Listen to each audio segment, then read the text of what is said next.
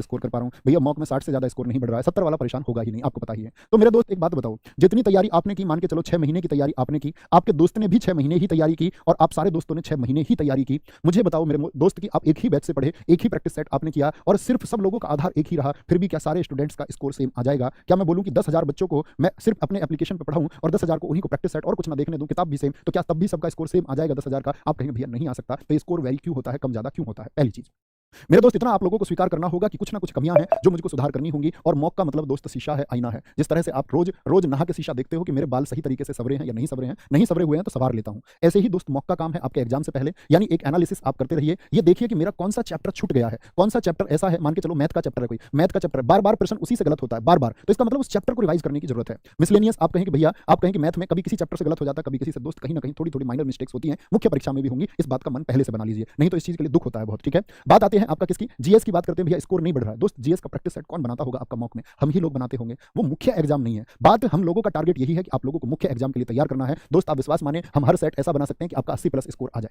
आराम से ऐसा सेट बनाया जा सकता है कि आप में से अच्छी तैयारी करने वाले सारे बच्चों का 80+ आ जाएगा और एक आसान सा सेट बना दिया जाए। मित्र, वह आपके लिए लाभकारी नहीं है, वह आपकी परीक्षा में चंद काम का नहीं रहेगा। आप ये देखेंगे कि भैया परीक्षा से पहले कंटेंट से भी कहीं ज्यादा मन को बनाने की जरूरत होती है। अगर मन तैयार है तो फिर परीक्षा में वह आपकी सहायता करता है। क्योंकि आपने देखा होगा बहुत सारे दोस्त कहते हैं मेरा हौसला एग्जाम हॉल में जाते ही मैं तैयार था भैया, युद्ध के लिए मैं लड़ने के लिए तैयार था, मैं युद्ध के लिए तैयार था, लेकिन जैसे ही अर्जुन की तरह मेरा रथ बीच युद्ध क्षेत्र में पहुंचा तो मेरे पैर कांप गए, मेरा धनुष भैया गिरने लग गया, मेरा गला सूखने लग गया और मैं बैठ गया। यानी बच्चे कहते हैं कि मैं अपना जो टेम्परामेंट है, संयम है, वह नहीं बना के रख पाता। दोस्त इसका सबसे बड़ा कारण यही है कि आप एक इजीएस्ट वे को, एक आसान से रास्ते को चुनकर चल रहे होते हैं जो आपको अंत में दुख पहुंचाता है। इसीलिए आरडब्ल्यूए का मॉक टेस्ट आपको एक बच्चे जटिल अवस्था के लिए, एक कठिन अवस्था के लिए आपको तैयार करता है। तो ये बात तुमको याद रख लेनी होगी। मॉक सीखने के लिए है, किसके लिए? मॉक सीखने के लिए। परीक्षा से पहले सीखते रहिए, विश्लेषण करते रहिए और अपनी कमियों को सुधारते रहिए। दोस्त वादा करता हूं मुख्य परीक्षा में बहुत बेहतरीन करके आओगे, बहुत बेहतरीन। तो मॉक के स्कोर से किसी को डरना नहीं है, अभी तुरंत लिखो प्रॉमिस भैया मॉक का स्कोर जो भी होगा परीक्षा से पहले सीख रहे हैं, परीक्षा में बेहतरीन प्रदर्शन करके आएंगे। हर छात्र से वादा करता हूं जिसने जी जान से मेहनत की है वो बहुत बेहतरीन करके आएगा।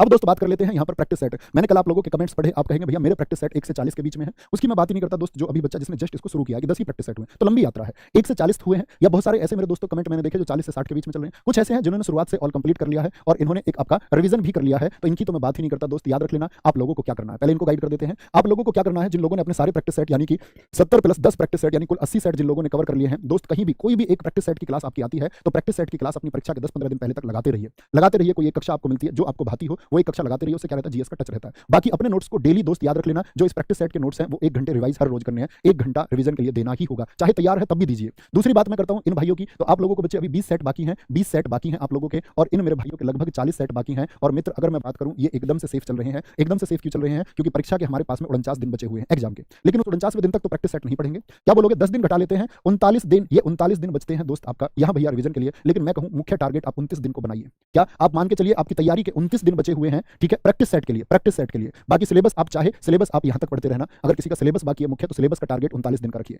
सिलेबस का टारगेट 39 दिन का, और प्रैक्टिस सेट का टारगेट आज से 29 दिन का रखिए। ये वाले दोस्तों को कोई दिक्कत नहीं है, 9 दिन बाकी रह जाएंगे दोस्त, रोज एक सेट भी करोगे। इन भाइयों को एफर्ट लगाना पड़ेगा, पिछले सेट थोड़े स्पीड में आप लोग प्लीज देख लेना। तो भाई मैंने कहा परीक्षा में जाओ तो बहुत शिद्दत से सेट करवाए हैं, प्लीज करके ही जाना। और ये टारगेट किसी का 49 दिन नहीं होना चाहिए। कोई स्ट्रेटजी आए तमाम आएंगी, ये 30 दिन में 40 दिन में कैसे करे, कोई स्ट्रेटजी काम नहीं करेगी। जो आप मेहनत कर रहे हैं दोस्त वह काम करेगी, ये बात याद रख लो।